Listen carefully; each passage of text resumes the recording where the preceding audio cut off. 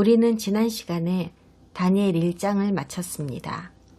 다니엘 1장은 제1차 바빌론의 침공으로 인해 다니엘과 세 친구가 바빌론으로 망명을 가게 된 역사적 배경을 설명하고 있습니다. 그리고 나서 바빌론으로 끌려간 다니엘과 세 친구의 히브리 정체성을 제거하려는 목적을 가진 바빌론 당국에 의하여 이들이 새로운 정체성을 부여받는 과정이 묘사되었습니다. 고대 사회에서는 어떤 사람의 정체성을 구성하는 요소를 특별히 4가지로 보고 있었는데요. 그것은 장소, 이름, 교육, 그리고 식단입니다. 그리고는 역사적 개론이 이어졌는데 바빌론을 이어 새로이 권력을 장악한 제국은 메데 바사 제국이며 다니엘은 여전히 왕궁에 남아서 페르시아의 왕 사이러스의 통치하에서도 공무를 이어갔다는 설명이 있었습니다. 음식법은 성경에서도 매우 중요하게 다루는 주제이기 때문에 히브리인 망명자들에게 부과된 정체성 변화를 위한 4가지 요소 중에서도 다니엘이 가장 중점을 두고 거부하여야 했던 요소는 바로 바빌론의 식단이었다는 것도 우리는 보았습니다. 당시에 히브리인들의 식단이 주변의 중동 나라들과 크게 달랐을 거라고는 생각하지 마시기 바랍니다. 코셔 음식법은 다른 문화에서는 금지하지 않는 종류의 육류를 약간 제한하는 정도이고 특별한 시기에만 누룩의 사용을 금지하며 곡물의 재배 방법에 규제를 두는 정도입니다. 거의가 고기 종류에만 해당한다고 보시면 됩니다. 토라는 2가지 다른 영역에서 음식 문제를 다룬다고 했습니다. 하나는 먹으라고 허용된 것이냐 아니냐 하는 음식의 정의에 대한 문제입니다. 입에 넣을 수 있는 것이라도 그중 무엇을 음식이라고 하고 무엇을 음식이 아니라고 하느냐 하는 문제입니다. 이 정의는 인간이 먹어서 건강에 해로우냐 이로우냐 하는 이론적 논리에 기인한 것이 아닙니다. 허용되느냐 금지되느냐의 구분에 대한 충분한 부연 설명 없이 오로지 하나님께서 그분의 독단적인 권한에 의해 선포하신 것입니다. 입증할 수 있는 논리적이고 합리적인 설명이 없습니다. 음식법은 주로 동물 단백질과 관련이 있습니다. 육류 말입니다. 가금류 중에서는 닭이나 꿩 같은 새는 먹을 수 있지만 독수리 같은 맹금류는 먹을 수 없습니다. 육지 동물 중에서는 소나 양 같은 것은 먹을 수 있지만 토끼나 돼지는 먹을 수 없습니다. 바다 생물도 제한이 있습니다. 물고기 같은 거요. 멀쩡하게 생긴 생선은 먹을 수 있지만 장어나 가재나 조개류는 먹을 수 없습니다. 왜 그럴까요? 설명이 없습니다. 그저 하나님의 주권으로 결정하신 것입니다. 한편 완전히 다른 별개의 구분도 있습니다. 예식적으로 정결한 음식과 불결한 음식을 구분하는 분류 방법입니다. 음식이 아니라도 이 구분은 늘 있습니다. 정결하다, 부정하다의 구분은 어떤 음식이 먹을 수 있게 허용된 것이냐 아니냐에 대한 것이 아니라 먹을 수 있게 허용된 음식을 어떻게 취급하였는가에 따라서 부정하게 될 수도 있으므로 결국 먹지 못하게 됨을 설명하는 겁니다. 먹는 것이라고 허용된 음식을 적법하게 다루었다면 그것은 정결한 것이므로 먹어도 되지만 먹는 것으로 허용된 음식이라고 하여도 적법하게 다루어지지 않았다면 이제는 음식이 아닌 것이 되므로 그걸 먹은 사람은 부정하게 되어버립니다. 지난 몇 세기 동안 이방인이 주도해온 기독교 교회에서는 모세의 율법은 십자가에 못 박혔으므로 이제는 사라졌다는 주장이 팽배합니다. 따라서 음식법은 오로지 유대인에게만 적용되는 것이라고 생각합니다. 이런 개념에 대단히 유감을 표하는 바입니다. 히브리인 사도였던 바울의 저서가 잘못 해석되면서 엉뚱한 결론에 도달하게 되었지만 예수님 자신께서 직접 경고하신 것을 절대로 간과하여서는 안 됩니다. 그분께서는 율법을 폐하지도 없애지도 다른 것으로 대체하지도 않으셨습니다. 다시 한번 마태복음 5장 17절을 읽어드리겠습니다. 성경의 한 획을 긋는 산상수훈이라는 설교 중에 어마무시하게 중요한 말씀을 하셨습니다. 내가 율법이나 선지자를 폐하러 온 줄로 생각하지 말라. 폐하러 온 것이 아니요 완전하게 하려 함이라. 진실로 너희에게 이르노니 천지가 없어지기 전에는 율법의 1.1획도 결코 없어지지 아니하고 다 이루리라. 그러므로 누구든지 이 계명 중에 지극히 작은 것 하나라도 버리고 또 그같이 사람을 가르치는 자는 천국에서 지극히 작다 일컬음을 받을 것이요 누구든지 이를 행하며 가르치는 자는 천국에서 크다 일컬음을 받으리라. 언젠가는 율법이라고 하는 이 토라가 없어지는 날이 오기는 할까요? 네, 그렇습니다. 예수님께서도 그런 날이 분명히 올 거라고 명확하게 말씀하셨습니다. 그럼 그게 도대체 언제인가요? 대부분의 기독교인들은 이렇게 대답합니다. 그리스도께서 십자가에서 죽으시고 무덤에서 일어나셨을 때가 바로 그때였다고요. 그럼 기독교인들 말고 그리스도께서는 뭐라고 하셨던가요? 천지가 없어지기 전에는 율법의 1.1획도 결코 없어지지 아니하고 다 이루리라. 네, 바로 이때가 율법이 없어지는 때입니다. 하늘과 땅이 메시아의 죽음과 함께 없어진 건 아니더라고요. 아직도 여기에 그대로 있으니까요. 아닌가요? 그러니까 예수님 말씀에 의하면 여러분의 마음에 들고 안 들고를 떠나서 모세의 율법도 아직 존재한다는 말입니다. 사라졌다고 가르치는 사람들에 대한 경고도 있습니다. 누구든지 이 계명 중에 지극히 작은 것 하나라도 버리고 또 그같이 사람을 가르치는 자는 천국에서 지극히 작다 일컬음을 받을 것이요 라고 하셨습니다. 어쨌든 다니엘과 세 친구는 감독관에게 코셔 식단을 허락받았고 오직 야채만 먹고도 건강이 괜찮을지 시험을 해보자고 했는데 역시나 매우 상태가 괜찮았습니다. 괜찮은 정도가 아니라 아예 빛이 났지요. 그럴 수 있었던 것은 야채만 먹는 게 몸에 훨씬 좋기 때문이 아니라 이들의 믿음과 순종을 보신 주님께서 초자연적으로 활력을 불어넣어 주셨기 때문에 가능했던 겁니다. 이렇게 해서 이들의 정체성을 바빌론 사람으로 바꾸고자 시도된 네 번째 요소인 식단 문제는 단번에 해결이 되었고 이들의 히브리인 정체성 말살에 대한 위협도 조금은 덜어낼 수 있었습니다. 이렇게 이야기의 기초는 설정되었고 다니엘 2장에서는 이제 역사적 배경의 이야기에서 예언 이야기로 화제가 전환됩니다. 그런데 흥미롭게도 다니엘서 1장은 히브리어로 쓰여 있었는데 2장부터는 아람어로 바뀌게 됩니다. 그리고 7장까지 쭉 아람어로 쓰여 있습니다.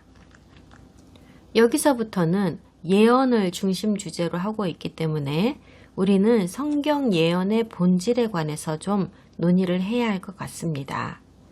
예언을 어떻게 활용해야 하는지, 예언의 본래 의도는 무엇인지 하는 것들에 대해서요. 성경 예언은 주로 미래를 보여주는 것이라고들 알고 있는데요. 물론 예언은 아직 오지 않은 미래에 대하여 적은 것이기는 하지만 사실 무슨 일이 어떻게 일어나는지에 대한 자세한 설명은 아닙니다. 오히려 성경 예언은 인류 역사에서 앞으로 올 것과 관련하여 커다란 배율로 그려놓은 지도와도 같은 역할을 합니다. 계략적인 궤도나 경로 정도를 표시한 것이라는 말입니다. 그러니까 성경 예언은 우리가 처음에 어디에서 왔고 어디로 가고 있는지를 보여주는 도면으로 그 여정 위에 여러 개의 이정표를 표시해 놓고 우리를 목적지로 안전하게 데려가기 위한 지도인 것입니다. 그렇지만 목적지까지 가는 동안에 무슨 일이 생기는지, 무엇 타고 가는지, 며칠이 걸리는지 등등에 대한 아주 소소한 정보들은 매우 부족합니다. 성경 예언을 비교할 수 있는 좋은 예는 여기에 사파로 깔아드린 이런 그림입니다. 인간의 신체 발달 과정을 도표로 그린 그림이죠. 인간이 태어나면서부터 죽을 때까지 겪게 되는 각각의 단계에서의 발달 모습을 그림으로 그려놓은 이 그림과 비교할 수 있습니다. 이 그림이 무슨 뜻인지를 알기 위해서 글을 배워야 할 필요도 없고 반드시 대학을 나와야 할 필요도 없습니다. 인간이라면 누구든지 동서고금을 막론하고 다 똑같은 과정을 겪으니까요. 인간의 발달 단계를 묘사하기 위하여 사용할 수 있는 각각의 이정표는 개개인별로 약간씩 차이가 날 수는 있겠지만 대부분이 거의 이런 식으로 표시할 수 있을 것입니다. 사람은 누구나 태어나서 곧바로 영유아기를 거칩니다. 그리고 어린이 시절을 거치고 청소년기인 사춘기와 10대를 거치지요. 그 다음은 청년기, 장년기, 중년기, 노년기의 순서를 거치며 마침내 죽음에 이르게 됩니다. 사람이 어느 정도 사물을 인식할 수 있는 어린이 정도로만 성장해도 자기도 언젠가는 노인이 될 거라는 걸 어느 순간 깨닫게 됩니다. 장년층이 되어서는 그 언젠가는이 이제 곧 코앞에 닥칠 거라는 걸 뼈저리게 느끼게 됩니다. 노년이 되면 우리는 반드시 맞아야 하는 일이 있음을 알고 준비를 하게 됩니다. 우리 인생의 이정표들 중에는 죽음을 제외하고는 오랫동안 머물 수 있는 단계는 아무것도 없어 보입니다. 우리 인생의 여정에 이러한 여러 단계들이 기다리고 있다는 것은 분명히 알고 있지만 단계마다의 자세한 세부사항은 아무도 알 수가 없습니다. 우리가 살아가는 각 단계의 사이사이에서는 또 무슨 변화와 일들이 생길지도 알 수가 없습니다.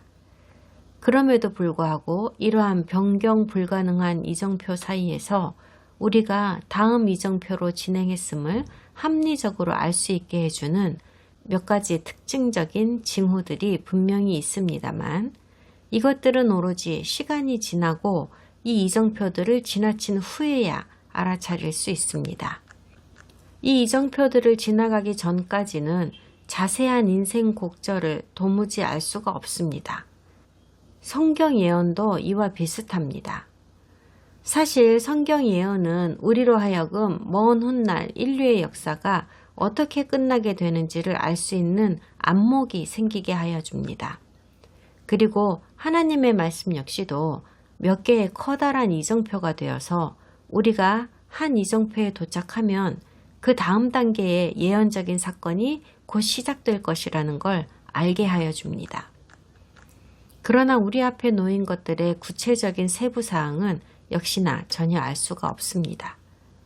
하지만 우리에게 그런 걸 볼 수 있는 안목이 전혀 없다면 예언의 궤도를 그냥 지나쳐 버리거나 아예 그런 게 있는 줄도 모르고 살게 될 겁니다. 게다가 성경은 예언과 예언 사이에서 일어나는 일들에 대하여는 뚜렷한 이정표 같은 것을 놓아두지 않았습니다. 아무리 그렇더라도 이정표가 있어야 할 그 자리에 사람들이 멋대로 생각한 자기들만의 해석을 삽입하여서는 안 됩니다. 사람이라면 누구라도 미래를 자세하게 알고 싶어 합니다. 하지만 그런 것들을 밝혀내려고 시도하는 일은 아주 위험하다는 것을 우리 신자들은 진작에 배워야 했습니다.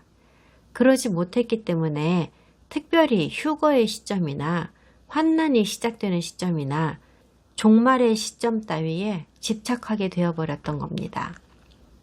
이런 집착들은 주로 상당히 존경받는 기독교 지도자들에 의해서 주도되어 왔습니다.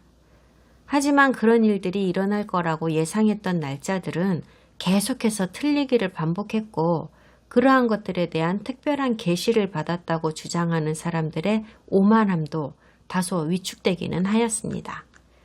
예수님께서 살아 계셨을 당시에도 좀 배웠다고 하는 사람들은 성경 예언에서 오리라고 하셨던 그 메시아가 이제 곧 오실 때가 되었다고 확신하였더랬습니다.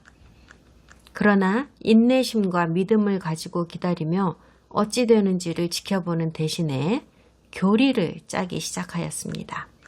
아직 일어나지도 않은 일에 대한 세부 사항을 설명하는 인공 교리를 짜기 시작한 겁니다. 이런 교리는 대개 개인적인 의제와 포부를 중심으로 만들어졌습니다. 그들은 자신들의 지성을 신뢰하고 성취되지 않은 예언의 그림자에 자신들의 욕망을 첨가하기에 이르렀습니다. 그리고 그 결과가 어떻게 되었는지는 우리 모두가 다 잘 알고 있습니다. 많은 종교 지도자들의 권한으로 주장된 이 환상적인 추측에 유대인의 99%가 매료되었고 마침내 정말로 그들의 메시아께서 오셨을 때는 현실을 받아들이지 않았습니다. 그들은 예수 그리스도를 거부했습니다. 그들이 상상하던 이미지에 전혀 맞지 않는 분이셨거든요. 종교 지도자들이 짜맞추어 놓은 메시아의 형상에도 맞지 않았고 심지어 그들이 그들의 메시아께 고대하던 목적에도 맞지 않는 분이셨습니다. 그러니까 우리도 다니엘서를 공부하는 과정에 신중해져야 할 필요가 있습니다. 오늘날에 우리는 다니엘서에 예언되어 있는 내용들 중 많은 것들의 세부사항을 알 수 있게 되었습니다. 이미 많은 것들이 성취되었기 때문입니다. 그렇지만 아직 오지 않은, 더 정확히는 아직 완전히 완성되지 않은 예언들이 더 있습니다. 아직 오지 않은 것에 대해서 꽤 흥미진진하고 화려하게 풀어놓은 현대의 예언 분석들을 조심하셔야 합니다. 성경 예언이 말씀하시는 다음 정류장이 어디인지를 안다고 주장하고 여러분을 현혹하는 사람들이 많이 있지만 정작 성경은 그것을 밝히시지 않으셨습니다. 여러분이 그들의 말을 신뢰하고 그들을 추종하며 다음 역으로 갈 기차를 기다리고 있다면 여러분은 완전히 엉뚱한 정류장에 서 있는 겁니다. 그럼 다니엘서 2장을 펴주세요. 다니엘서 2장을 읽겠습니다. 느부갓네살이 다스린 지 2년이 되는 해에 느부갓네살이 꿈을 꾸고 그로 말미암아 마음이 번민하여 잠을 이루지 못한지라. 왕이 그의 꿈을 자기에게 알려주도록 박수와 술객과 점쟁이와 갈대아 술사를 부르라 말하매 그들이 들어가서 왕의 앞에 선지라. 왕이 그들에게 이르되 내가 꿈을 꾸고 그 꿈을 알고자 하여 마음이 번민하도다 하니 갈대아 술사들이 아람 말로 왕에게 말하되 왕이여 만수무강하옵소서. 왕께서 그 꿈을 종들에게 이르시면 우리가 해석하여 드리겠나이다 하는지라. 왕이 갈대아인들에게 대답하여 이르되 내가 명령을 내렸나니 너희가 만일 꿈과 그 해석을 내게 알게 하지 아니하면 너희 몸을 쪼갤 것이며 너희의 집을 거름더미로 만들 것이요 너희가 만일 꿈과 그 해석을 보이면 너희가 선물과 상과 큰 영광을 내게서 얻으리라. 그런즉 꿈과 그 해석을 내게 보이라 하니 그들이 다시 대답하여 이르되 원하건대 왕은 꿈을 종들에게 이르소서. 그리하시면 우리가 해석하여 드리겠나이다 하니 왕이 대답하여 이르되 내가 분명히 아노라. 너희가 나의 명령이 내렸음을 보았으므로 시간을 지연하려 함이로다. 너희가 만일 이 꿈을 내게 알게 하지 아니하면 너희를 처치할 법이 오직 하나이니 이는 너희가 거짓말과 망령된 말을 내 앞에서 꾸며 말하여 때가 변하기를 기다리려 함이라. 이제 그 꿈을 내게 알게 하라.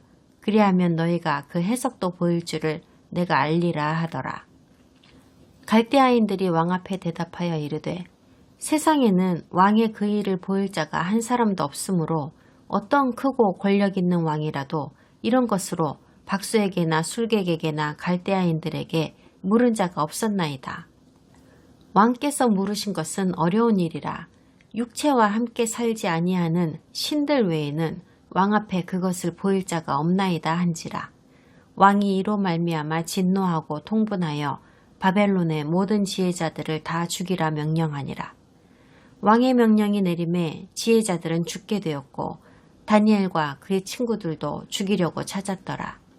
그때에 왕의 근위대장 아리옥이 바벨론 지혜자들을 죽이러 나가매 다니엘이 명철하고 슬기로운 말로 왕의 근위대장 아리옥에게 물어 이르되 왕의 명령이 어찌 그리 급하냐 하니 아리옥이 그 일을 다니엘에게 알림해 다니엘이 들어가서 왕께 구하기를 시간을 주시면 왕에게 그 해석을 알려드리리이다 하니라. 이에 다니엘이 자기 집으로 돌아가서 그 친구 하나냐와 미사엘과 아사랴에게 그 일을 알리고 하늘에 계신 하나님이 이 은밀한 일에 대하여 불쌍히 여기사 다니엘과 친구들이 바벨론의 다른 지혜자들과 함께 죽임을 당하지 않게 하시기를 그들로 하여금 구하게 하니라. 이에 이 은밀한 것이 밤에 환상으로 다니엘에게 나타나 보임에 다니엘이 하늘에 계신 하나님을 찬송하니라. 다니엘이 말하여 이르되 영원부터 영원까지 하나님의 이름을 찬송할 것은 지혜와 능력이 그에게 있음이로다.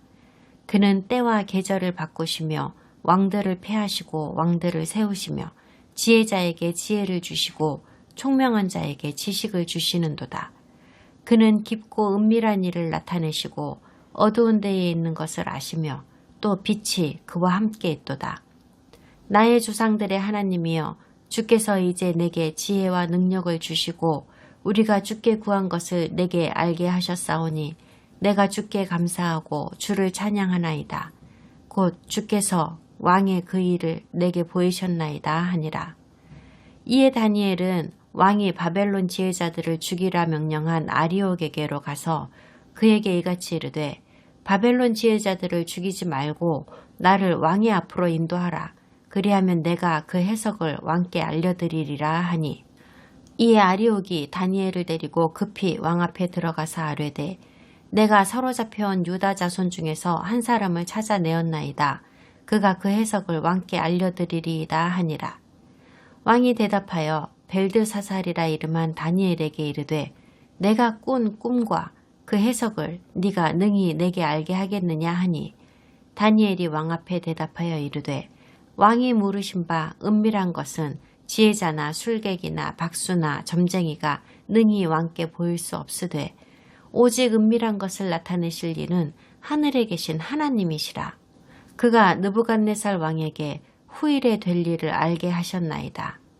왕의 꿈, 곧 왕이 침상에서 머릿속으로 받은 환상은 이러하니이다. 왕이여, 왕이 침상에서 장래일을 생각하실 때에 은밀한 것을 나타내시는 이가 장래일을 왕에게 알게 하셨사오며 내게 이 은밀한 것을 나타내심은 내 지혜가 모든 사람보다 낫기 때문이 아니라 오직 그 해석을 왕에게 알려서 왕이 마음으로 생각하던 것을 왕에게 알려주려 하심이니이다. 왕이여, 왕이 한 큰 신상을 보셨나이다. 그 신상이 왕의 앞에 섰는데 크고 광채가 매우 찬란하며 그 모양이 심히 두려우니 그 우상의 머리는 순금이요 가슴과 두 팔은 은이요 배와 넓적다리는 노시요 그 종아리는 철이요 그 발은 얼마는 철이요 얼마는 진흙이었나이다. 또 왕이 보신즉 손대지 아니한 돌이 나와서 신상의 철과 진흙의 발을 쳐서 부서뜨리매 그때에 철과 진흙과 녹과 은과 금이 다 부서져 여름 타작마당에 겨같이 되어 바람에 불려 간 곳이 없었고 우상을 친 돌은 태산을 이루어 온 세계에 가득하였나이다. 그 꿈이 이러한즉 내가 이제 그 해석을 왕 앞에 아뢰리이다. 왕이여, 왕은 여러 왕들 중에 왕이시라. 하늘의 하나님이 나라와 권세와 능력과 영광을 왕에게 주셨고 사람들과 들짐승과 공중의 새들 어느 곳에 있는 것을 막론하고 그것들을 왕의 손에 넘기사 다 다스리게 하셨으니 왕은 곧 그 금머리니이다. 왕을 뒤이어 왕보다 못한 나라가 일어날 것이요 셋째로 또 녹 같은 나라가 일어나서 온 세계를 다스릴 것이며 넷째 나라는 강하기가 쇠 같으리니 쇠는 모든 물건을 부서뜨리고 이기는 것이라. 쇠가 모든 것을 부수는 것 같이 그 나라가 뭇 나라를 부서뜨리고 찌을 것이며 왕께서 그 발과 발가락이 얼마는 토기장이의 진흙이요 얼마는 쇠인 것을 보셨은즉 그 나라가 나누일 것이며 왕께서 쇠와 진흙이 섞인 것을 보셨은즉 그 나라가 쇠 같은 든든함이 있을 것이나 그 발가락이 얼마는 쇠여 얼마는 진흙인즉 그 나라가 얼마는 든든하고 얼마는 부서질 만할 것이며 왕께서 쇠와 진흙이 섞인 것을 보셨은즉 그들이 다른 민족과 서로 섞일 것이나 그들이 피차에 합하지 아니함이 쇠와 진흙이 합하지 않음과 같으리이다. 이 여러 왕들의 시대에 하늘의 하나님이 한 나라를 세우시리니 이것은 영원히 망하지도 아니할 것이요 그 국권이 다른 백성에게로 돌아가지도 아니할 것이요 도리어 이 모든 나라를 쳐서 멸망시키고 영원히 설 것이라. 손대지 아니한 돌이 산에서 나와서 쇠와 녹과 진흙과 은과 금을 부서뜨린 것을 왕께서 보신 것은 크신 하나님이 장래의 일을 왕께 알게 하신 것이라. 이 꿈은 참되고 이 해석은 확실하니이다 하니 이에 느부갓네살 왕이 엎드려 다니엘에게 절하고 명하여 예물과 향품을 그에게 주게 하니라. 왕이 대답하여 다니엘에게 이르되 너희 하나님은 참으로 모든 신들의 신이시요 모든 왕의 주제시로다. 네가 능히 이 은밀한 것을 나타내었으니 네 하나님은 또 은밀한 것을 나타내시는 이시로다.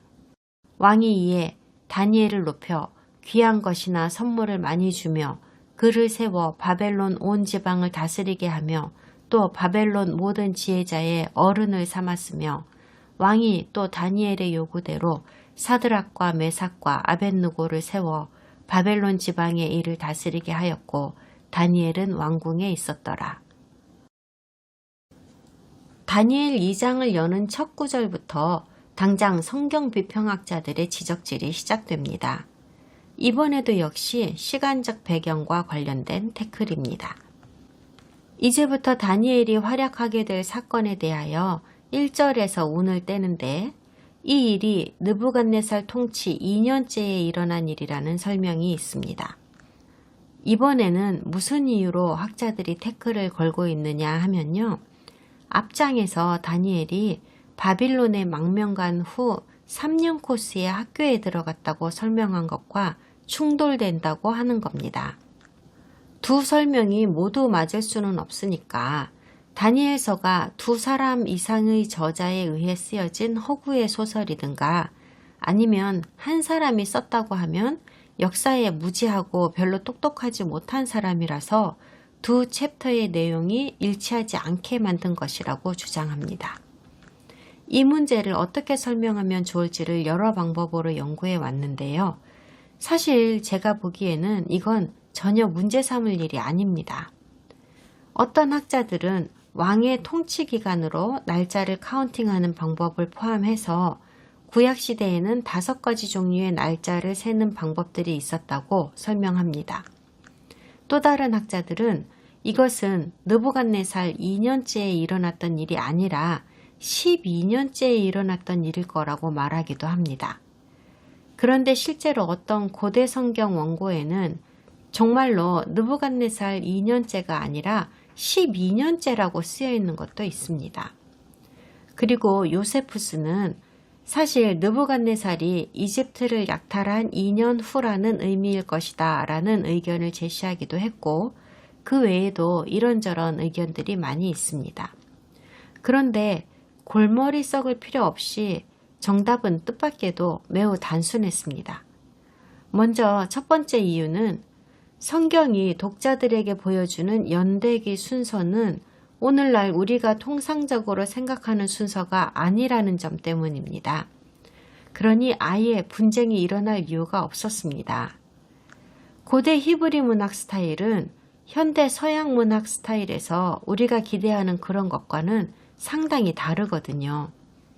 두 번째 이유는 성경은 어떤 사건을 처음부터 끝까지 요약해서 개요를 먼저 기술하는 방식을 취하기도 한다는 점 때문입니다.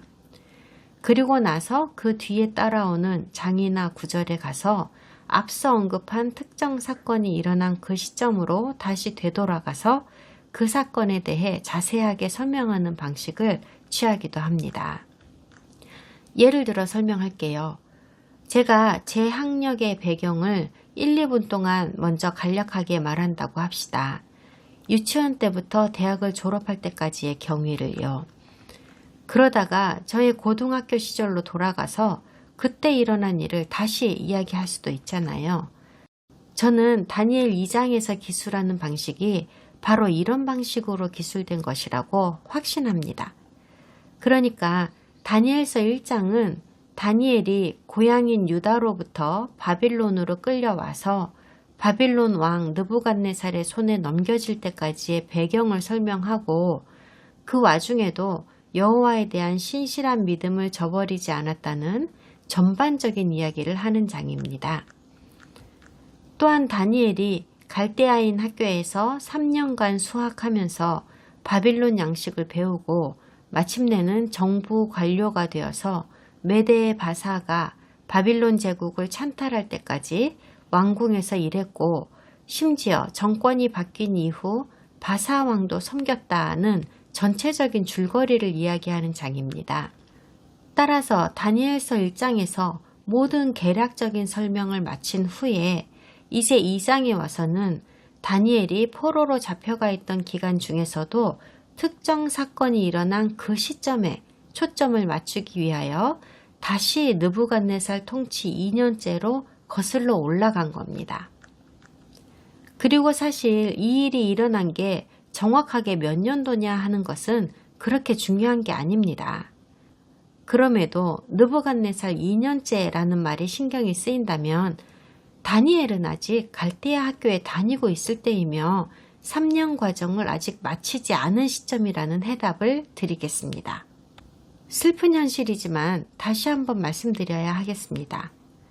거의 모든 신학교를 주도하고 있는 현대의 고등 성경 비평학자들이 다니엘서에서 이런 불일치가 발견된다고 자꾸만 칼날을 들이대는 이유는요. 그들이 근본적으로 다음의 세 가지 것을 절대로 믿지 않는 세계관을 가지고 있기 때문입니다. 초자연적인 현상, 기적, 미래를 예견하는 예언. 이런 것들은 애초부터 존재하지 않는다고 그들은 믿습니다. 그러므로 그들에게는 다니엘서가 당연히 허구일 수밖에 없는데 이 사실을 부인하는 모든 기독교인과 유대교인들에게 이 사실을 알려서 자유주의 지성인들에게 인정도 받고 존경도 받는 것이 그들의 소망이자 사명이라고 생각합니다. 다니엘 2장의 처음 세 구절은 이어서 나올 예언을 위한 서문인데요. 히브리어로 쓰여 있습니다. 그리고 4절에서부터는 본격적인 이야기가 시작되는데 갑자기 여기에서부터는 아람어로 언어가 바뀝니다. 이야기의 서문이라고 한 세 구절을 요약하면 이렇습니다. 느부갓네살 왕이 어떤 꿈을 시리즈로 꾸었는데 이게 너무 신경 쓰여서 잠도 못 잘 지경입니다. 분명히 여러 개의 꿈을 꾼 것 같은데 하나도 제대로 기억이 나지 않습니다. 꿈들은 모두 서로 관련이 있는 것들인 것 같았습니다. 이 일련의 꿈들을 얼마 동안에 걸쳐서 꾼 것인지는 우리도 알 수가 없습니다. 며칠이었는지 몇 주였는지 아니면 몇 달이었는지 모릅니다. 마침내 왕은 극도로 불안해졌습니다. 그는 이 꿈들이 분명히 자기 자신과 왕국에 아주 중요한 의미를 가지는 것이라서 자꾸만 보이는 것일 거라고 생각하기에 이르렀습니다. 사실 고대에는 신들이 꿈을 매개체로 하여 인간과 소통한다는 생각이 보편적이었습니다. 유대인이나 이방인이나 마찬가지 생각을 하고 있었습니다. 왕은 이 꿈들이 분명히 자기 자신과 온 나라와 관계가 있는 꿈일 거라고 생각하고 아주 심각하게 받아들였습니다. 그래서 느부갓네살 왕은 온 나라에서 마법사와 주술사와 점쟁이와 천문학자들을 온통 다 불러서는 팀을 꾸리든가 어쩌든가 해서라도 자기 꿈을 반드시 해석해내라고 종용하였습니다. 2절에서 갈대아 술사라고 번역해 놓은 단어는 천문학자를 의미하는 히브리어입니다. CJB 성경은 갈대아 술사라고 하지 않고 천문학자라고 제대로 번역하였습니다. 현재의 배경이 되고 있는 6세기경에는 별을 관측하고 우주의 천체를 들여다보면서 미래를 예측하는 전문적인 천문학자의 능력을 발휘하는 사람들은 거의가 다 갈대아인들이었습니다. 4절에서 바빌론 술사들이 왕의 앞에 섰는데 이들이 아람어로 왕에게 말을 했다고 합니다. 굳이 이 말이 여기 있을 필요가 뭐가 있었을까요? 무슨 말이 하고 싶었던 걸까요? 왜냐하면 당시의 엘리트들은 아카디아어를 사용했기 때문입니다. 그런데 무슨 이유인지 여기서는 이들이 하필 아람어로 말을 하고 있어서입니다. 왕이 아카디아어를 몰랐기 때문일까요? 그리고 놀랍지도 않게 바로 이 순간부터 성경은 히브리어에서 아람어로 전환됩니다. 당시 바빌론에서 통용되던 공통어로 말이죠. 이후 20구절에 걸쳐서 느부갓네살 왕이 온 나라에 네로라 하는 주술사들을 죽이느냐 살리느냐 하는 문제로 티각태각하는 장면이 연출됩니다. 왕은 그들에게 꿈의 해석을 요구했는데요. 하지만 꿈을 해석하기 이전에 그 꿈이 도대체 무엇이었는지를 먼저 말해야 합니다. 지가 꾼 꿈을 지가 모르고 남한테 알려달라고 하는 겁니다. 그 꿈이 무엇인지 제대로 말해주지 않으면 사지를 갈갈이 찢어버리고 온 집안을 풍비박산을 만들겠다고 했습니다. 한편 꿈을 말해주고 그 해석도 말해준다면 굉장한 상을 내리겠다고도 했습니다. 이들은 이제 공경에 처했습니다.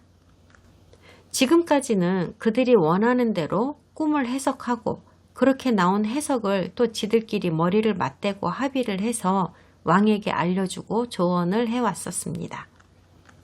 그러면 실제로 느부갓네살 왕은 그들의 조언대로 정치를 해왔는데 이제는 그들이 의심스러워지기 시작했습니다.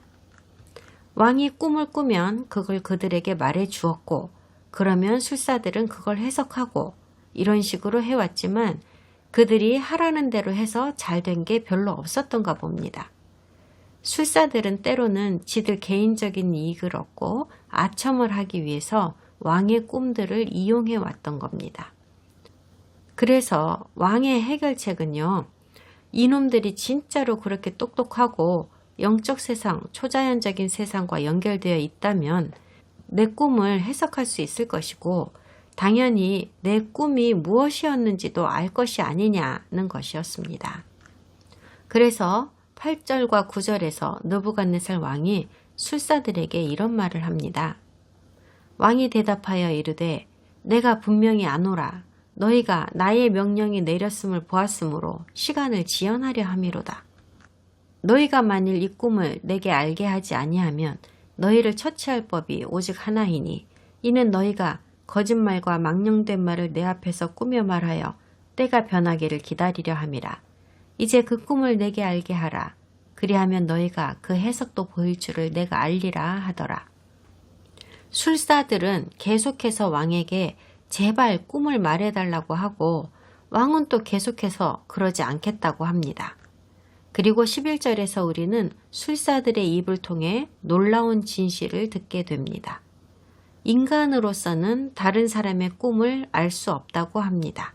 신에게는 가능한 일이지만 신은 인간들 사이에 함께 있지 않다고 실토합니다. 결국 이들은 왕의 꿈을 모르겠다고 시인한 겁니다. 그래서 왕은 머리끝까지 화가 치밀었고 바빌론의 모든 술사들을 죽이라고 명령하였습니다. 이놈들은 모두 사기꾼들이었다고 판단한 겁니다. 이 명령은 바빌론 제국 전체에 있는 모든 마술사와 주술사와 천문학자들을 모조리 싹 다 죽이라는 것은 아니었고요. 오직 왕궁이 위치한 바빌론 시에 있는 자들에게만 해당하는 명령이었습니다. 대신에 학문 분야에 관계없이 또 이 실패와의 관련 여부도 관계없이 바빌론에 있는 술사라는 술사는 다 죽여버리라고 하였습니다. 고대 왕들의 권력이 얼마나 대단하였는지를 알 수 있는 대목입니다. 자기 분노를 해소하기 위하여 느부갓네살 왕이 내린 이 계급 전체를 처형하라는 선고는 당시에는 그리 비정상적인 것도 불법적인 것도 아니었습니다. 그런데 알고 보니 한 놈도 빠짐없이 철저히 다 찾아 죽이라는 명령의 대상에는 다니엘을 포함한 유대인 세 친구도 포함되어 있었습니다. 이들도 처형될 위기에 처했습니다. 학생들까지도 죽이라고 한 것을 보면 바빌론의 고등교육이 주로 종교교육에 치우치고 있었다는 사실을 알 수 있습니다. 바빌론 종교는 흑마술과 주술과 밀접하게 연결되어 있으며 지금 느부갓네살 앞에 서 있는 이 사람들이 다 그런 것들을 가르치는 사람들입니다.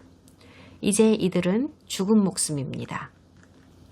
이 흑마술 영역이야말로 이제부터 다니엘과 그 친구들이 배워서 전문가가 되어야 하는 바로 그 영역이었습니다.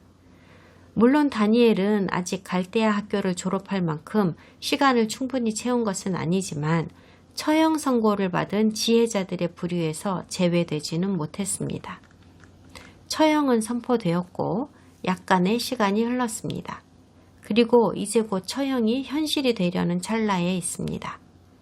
그 사이에 다니엘도 자기가 처할 운명에 대해 아리옥에게 듣게 되었고 다니엘은 조심스럽고 정중하게 말합니다.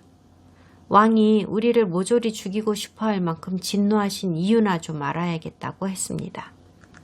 처형을 담당하게 된 왕의 장관 아리옥은 다니엘에게 무슨 일인지를 설명했고 다니엘은 방법을 찾아볼 테니 왕 앞에서 말할 수 있게만 해달라고 부탁하였습니다.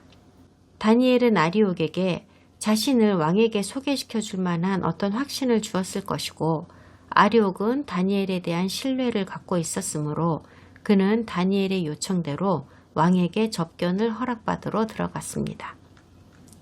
사실요, 왕도 그렇고 아리옥도 그렇고 사람들을 죽이려는 게 목적은 아니잖아요. 대학살은 이들이 원하는 게 아니에요.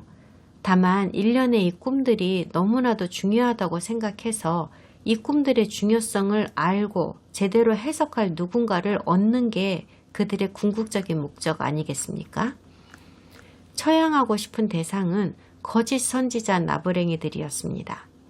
꿈과 환상을 이용해서 지금껏 왕을 속여온 나쁜 놈들을 제거하려는 것이 왕의 목적이었습니다. 이스라엘의 하나님께서도 거짓 선지자들을 향하여 똑같은 형벌을 내리신다는 걸 아시죠? 싸그리 싹 다 죽여버리라고 명하셨습니다. 다니엘은 왕에게 조금만 시간을 주시면 그 꿈과 해석을 보여드릴 수 있을 거라고 간청을 하였습니다. 왕은 말미를 주었고 다니엘은 다른 주술사들과 함께 죽을 운명에 놓여있던 세 친구에게로 가서 그 꿈을 보여주시기를 여호와께 기도하자고 말했습니다. 그러면 그들의 생명과 바빌론 술사들의 생명을 부지할 수 있을지도 모르니까요. 19절을 보니까 하나님께서 그들의 청원에 답하셨고 다니엘에게 느부갓네살의 꿈을 계시하여 주셨다고 합니다. 은밀한 것이 밤의 환상으로 나타났다 하는 말씀이 있는데요. 밤에 본 환상이라고 해서 반드시 꿈이라고는 할 수 없습니다. 꿈은 아람어로 할레임이라고 하고 환상은 헤제브라고 합니다. 이 둘은 서로 다른 것이라는 건 우리도 경험상 잘 알고 있습니다. 왕은 밤에 잠을 자면서 이 꿈을 꾸었지만 다니엘은 깨어있을 때에 이 꿈이 무슨 뜻인지를 나타내 보이는 환상을 받은 겁니다. 그리고 그 시간이 밤이었다는 말입니다. 다니엘의 반응은 매우 적절했습니다. 그는 곧바로 하나님께 감사의 기도를 올렸습니다. 그의 기도가 본질적으로 여호와의 속성과 그분의 내재적 본질을 찬양하는 내용이었다는 점이 매우 흥미롭습니다. 이 기도에는 또한 하나님의 정체성을 정의하는 기도문도 들어 있습니다. 다니엘과 함께 유다에서 바빌론으로 끌려온 이스라엘 사람들에게 있어서 정체성이란 너무나도 중요한 핵심 이슈일 수밖에 없기 때문일 겁니다. 우리는 이미 느부갓네살 왕이 이 유대인 포로들의 정체성을 바꾸려고 온갖 노력을 기울였다는 이야기를 보았습니다. 특별히 왕궁에서 왕을 모시게 될 사람들 위주로 말이죠. 그리고 지금 다니엘은 그의 기도문에서 하나님이 누구이신가 하는 정체성을 증언하며 그가 지금 비록 바빌론에 있지만 자기는 여호와 하나님과 함께 하고 있음을 곱씹고 있습니다. 제가 여러 번 말씀드렸는데요. 과연 하나님이 누구인가 하는 정체성에 대한 이슈가 오늘날 상당한 도전을 받고 있습니다. 지난 3, 40년 동안 온 세상에 무슬림의 영향력이 크게 증가하게 되었고 하나님에 대한 기독교인들의 사상에도 큰 영향을 끼치게 되었습니다. 기독교인은 하나님을 여호와라 부르고 무슬림은 알라라고 부릅니다. 그런데 하나님에 대한 개념이 점점 모호해지면서 기독교인들은 이슬람이 하나님이라고 부르는 신에 대해서 이런 생각을 하게 되었습니다. 이슬람이건 유대교이건 기독교이건 어차피 같은 하나님께 예배드리고 있는 것이다. 이런 생각은 당치도 않은 것입니다. 왜냐하면 온 성경 전체에서도 말씀하시고 특별히 여기 다니엘의 감사기도문에서도 알 수 있듯이 하나님께서 인류에게 그분을 나타내 보이시는 방법은 오로지 딱 두 가지밖에는 없기 때문인데요. 바로 그분의 이름과 그분의 성품입니다. 코란을 읽어본 사람들은 아시겠지만 무슬림이 예배하는 코란에 있는 하나님의 성품은 유대교와 기독교인이 예배드리는 성경의 그 하나님의 성품과는 여러모로 완전히 다릅니다. 둘은 절대로 이름만 다른 같은 신일 수가 없습니다. 그리고 20절에서 다니엘은 여호와의 주된 성품에 대해 말하는데요. 그분은 영원 무궁한 분이시며 진정한 지혜와 권능은 오로지 하나님 한 분에게서 온다고 말합니다. 그리고 21절에서는 하나님께서는 때와 계절을 바꾸시는 시간의 지배자라고 말합니다. 이방인의 왕이든 히브리인의 왕이든 하나님께서 허락하셔야만이 세워지기도 하고 폐해지기도 한다고 합니다. 그리고 22절에서는 인간이 알 수 없는 깊고 은밀한 것들도 하나님만이 밝히 나타내신다고 합니다.